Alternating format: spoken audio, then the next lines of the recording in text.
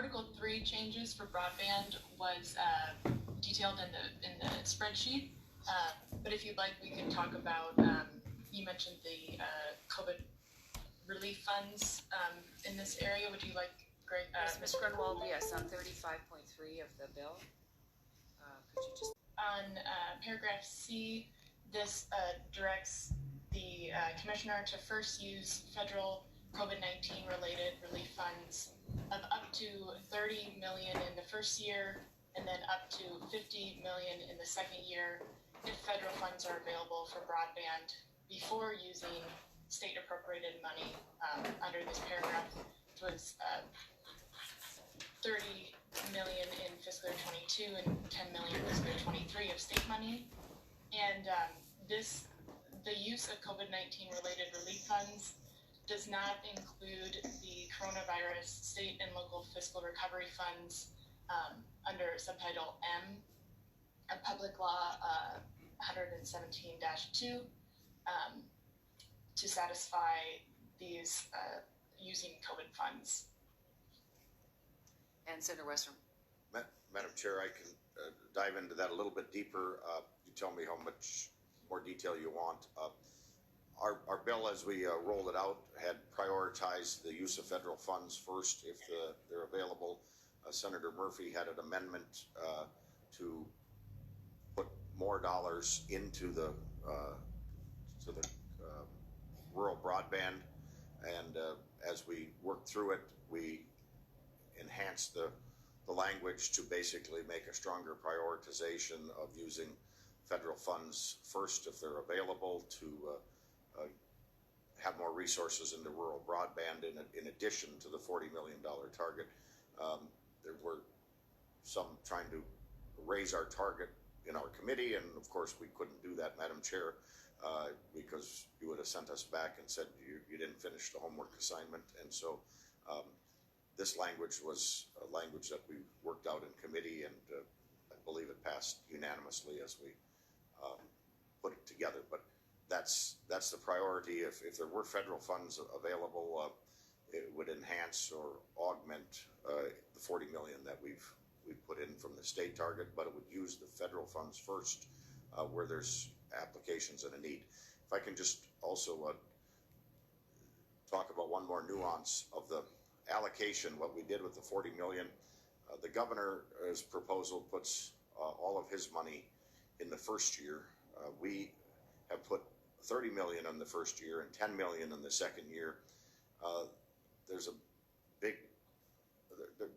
It's a helpful aspect for the department as they're flowing out grants to probably have a little more of a steady feed as opposed to a big amount and then nothing.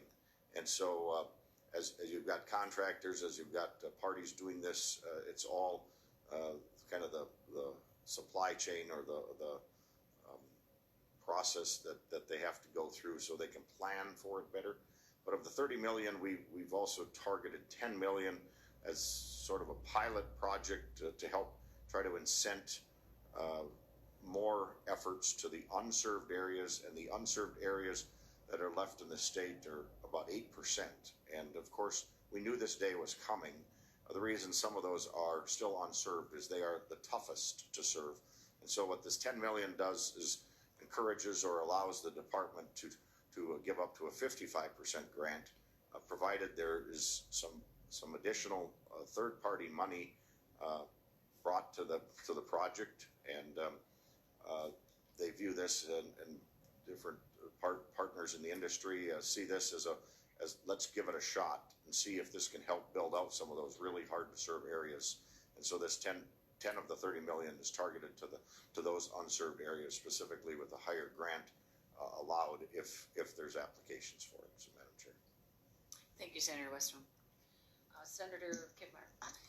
Thank you, Madam Chair. Senator Westrom, when you talk about that, I'm noticing also on page 36 some additional language where the underserved lack access to wireline or fixed wireless.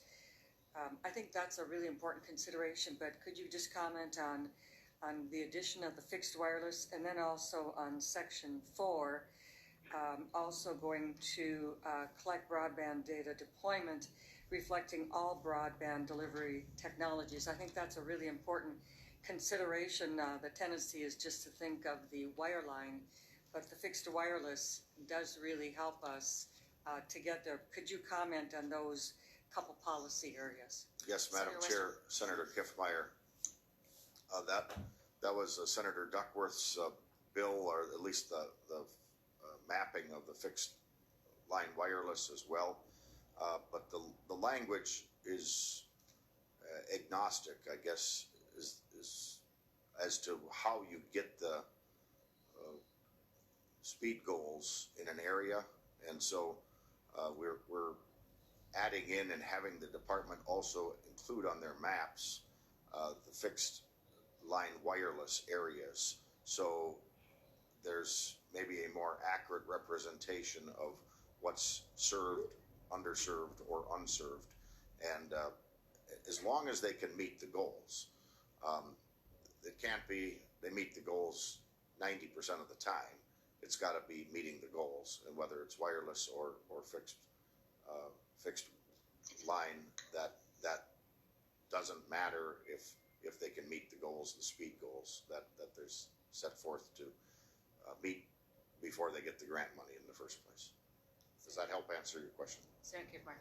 Yes, thank you, Senator Westrom. That does, and I'm really glad to see that because I think that'll help focus our efforts and also to have accurate knowledge about, as you said, what are the goals, not so much how you get there, and the leaps and bounds of which technology has come forward in these last years is just amazing. And so they're able to reach and get there at a reduced cost in a way that wasn't possible even a few years ago. That's the way technology works. So I'm really glad to see you doing this, and thank you.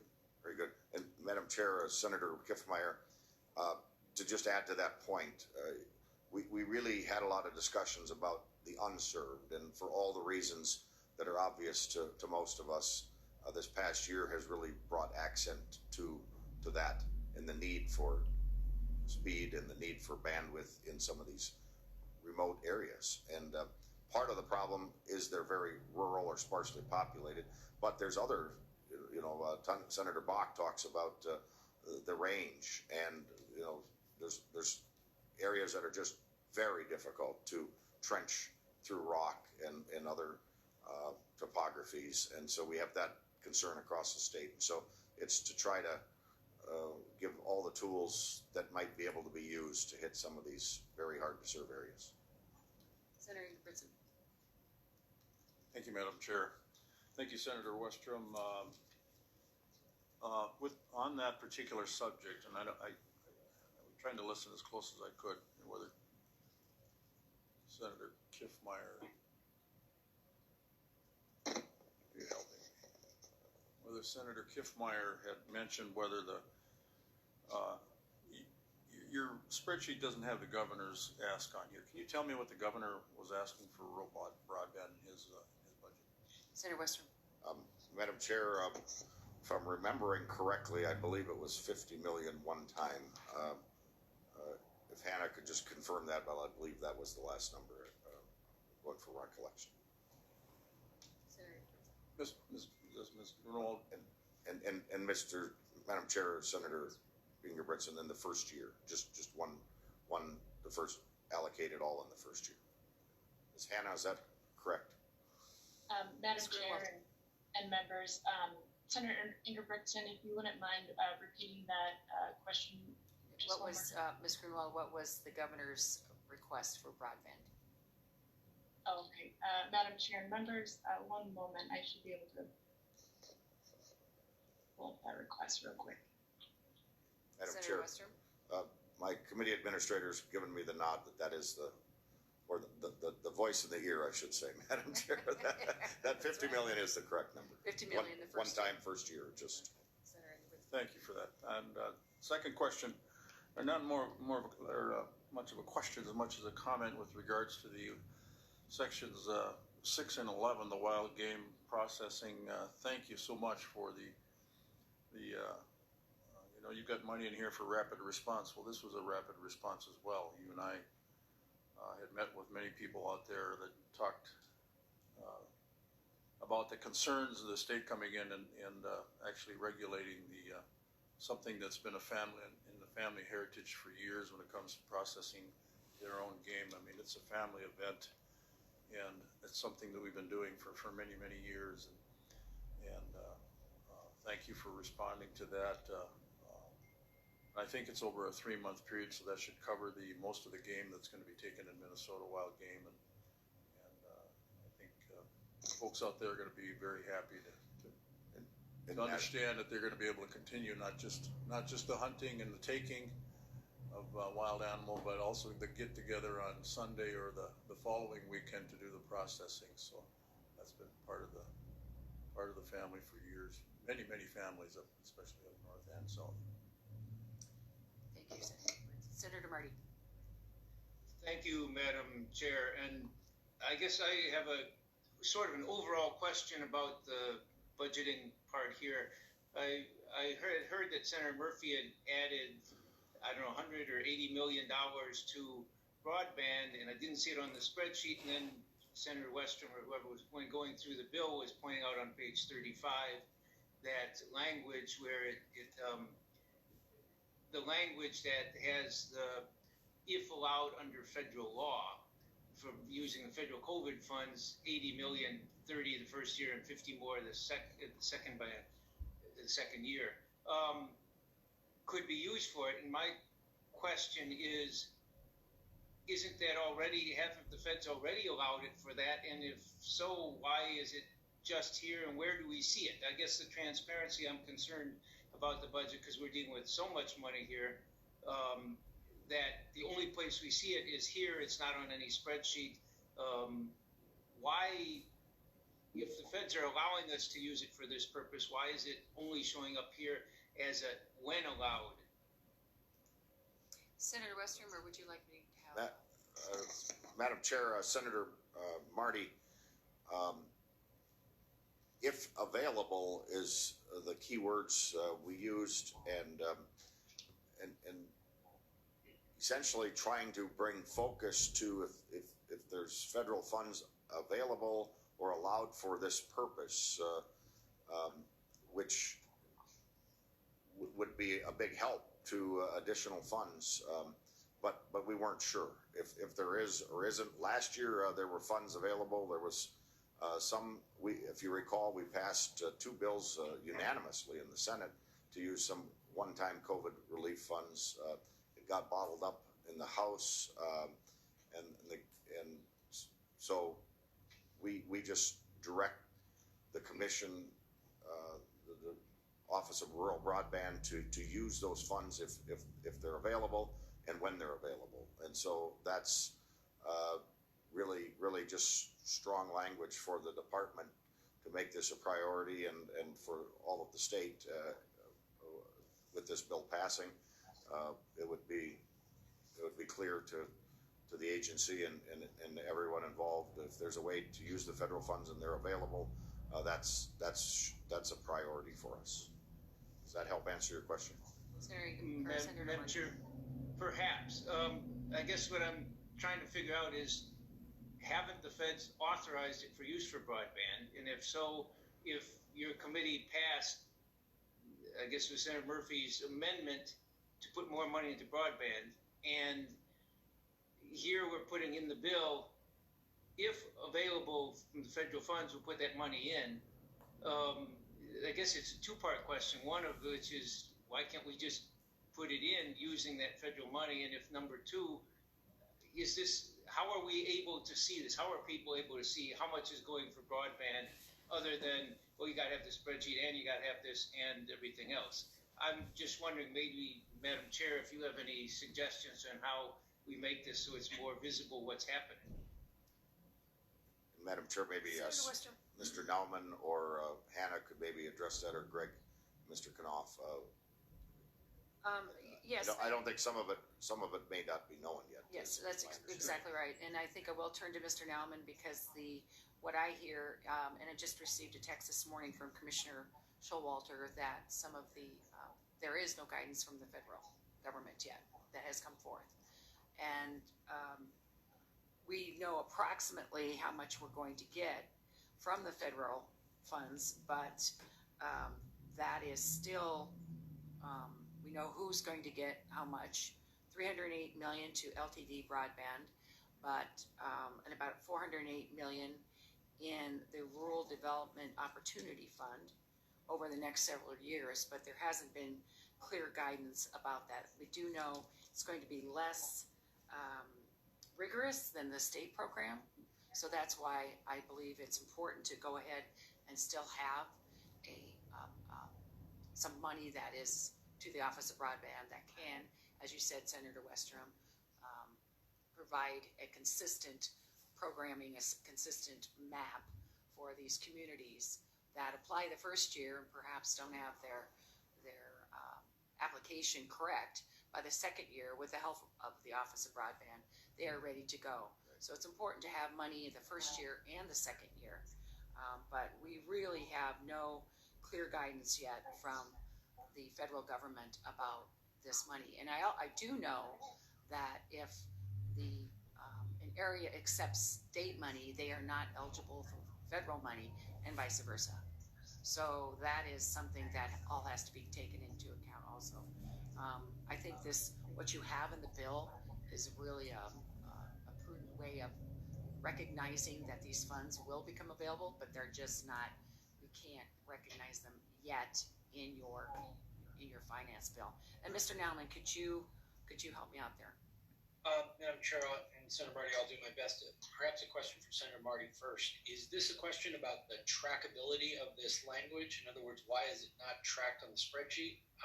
At the risk of going into a lengthy discussion, I want to make sure I'm going where you want to go. Madam Chair, thank you, Mr. Nauman, for the question. Yes, it's partly about the trackability, and isn't there a better way we can be more transparent, whether it's a separate section on spreadsheet saying federal money and where it is, what we know about, what we're intending it to go for, because again, that 80 million on page 35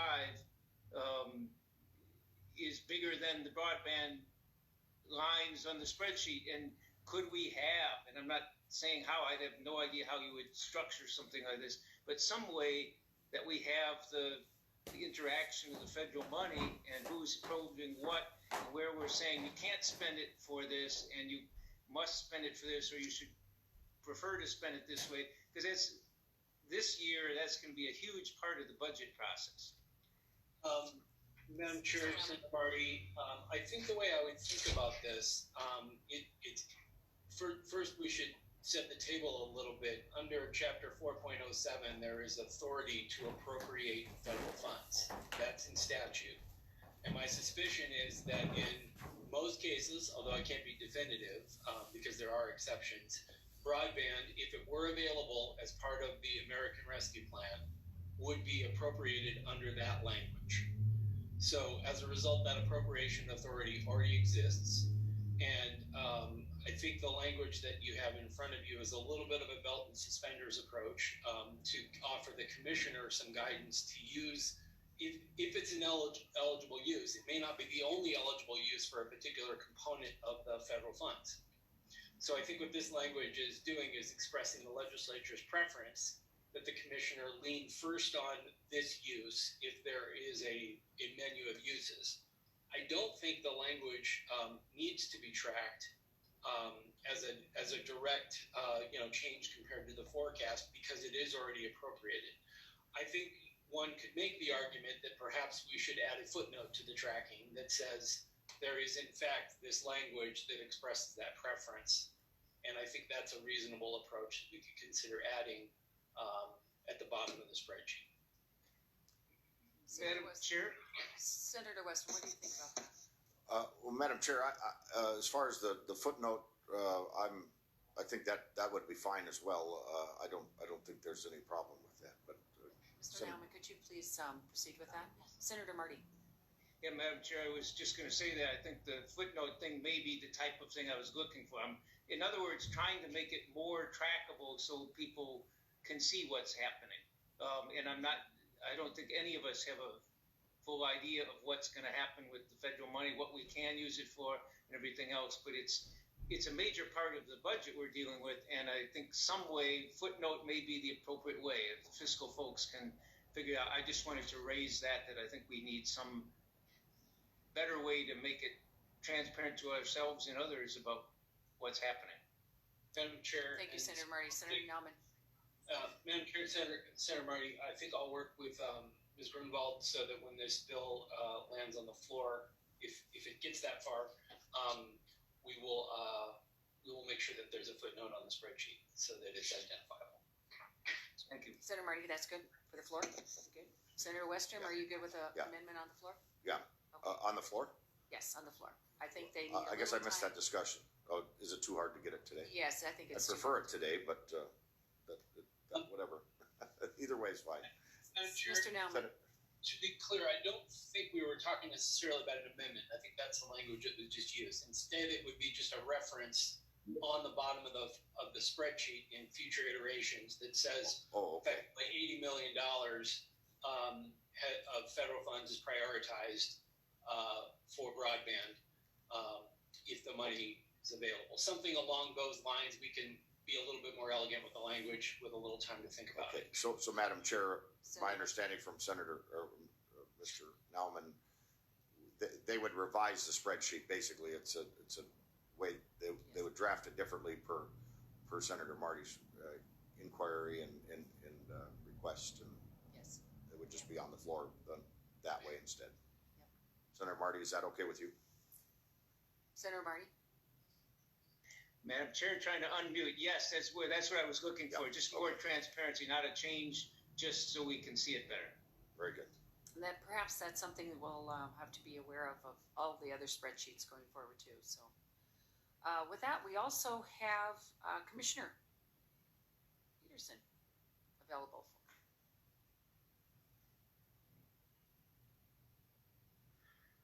Madam Chair, can you hear me okay? Commissioner, welcome to the Finance Committee. Madam Chair and members, for the record, my name is Tom Peterson. I serve as Commissioner of Agriculture.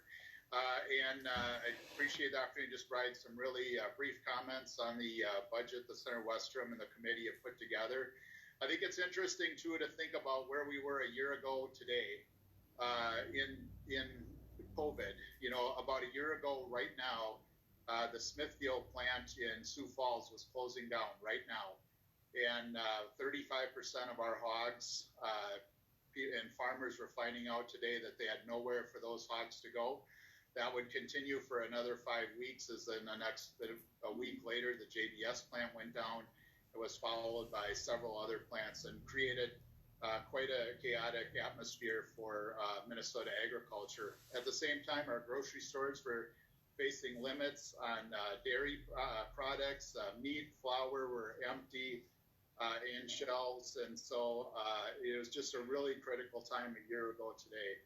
When we looked at putting our budget together today, we really looked at continuing to help us come out of COVID and really recognize the robust opportunities that we have within agriculture to help grow Minnesota's economy and help us rebound out of COVID. I really appreciate all of the opportunities and the work that our staff did in COVID to manage this and get us to the point where we are today. In our budget, as I said, we reflected many of those priorities. And just to cut to the chase, I really appreciate that Senator Westrom's budget includes many of those priorities, including, as he mentioned, the bio incentive and the biofuels. Really building out our E15 infrastructure is a really important piece. And to that point, this past week, the corn growers announced a $1 million match for that important piece of the budget. And I appreciate Senator Westrom including that in his budget. Also, the meat processing piece, very important as we look at that. And I appreciate the discussion on the education, the component part of it. And also that Senator Westrom included inspection, because we can build out as many of these meat processing plants as we can across the state, but we will need extra inspectors, and that money in that budget will leverage federal dollars too as well. And then also the work piece is an important piece as we are finding out as I talk to meat processing plants across the state. that it's great to expand and great to take more, but they need workers and they need trained workers. And so that is important. A couple of issues that I want to continue to work on with Senator Westrom as we move forward are concerns that we have really focused around the biggest pot of our budget, which is the agri account. And the agri account, for those of you on the committee might be familiar, this was the ethanol